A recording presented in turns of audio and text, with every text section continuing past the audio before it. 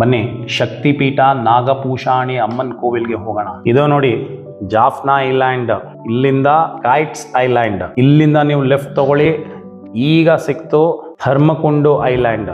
ಇನ್ನು ಮುಂದೆ ಬನ್ನಿ ಕುರಿಕಟ್ಟುವನ್ ಐಲ್ಯಾಂಡ್, ಇನ್ನು ಮುಂದೆ ಬನ್ನಿ ಕುರಿಕಟ್ಟುವನ್ ಫೆರಿ ಸ್ಟ್ಯಾಂಡ್.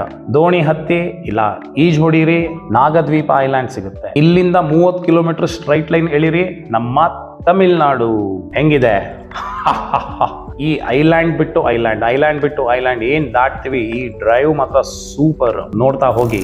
ಜಾಫ್ನಾನೇ ಒಂದು ಐಲ್ಯಾಂಡ್, ಅದರಲ್ಲಿ ಚಿಕ್ಕ ಐಲ್ಯಾಂಡ್ಗಳು.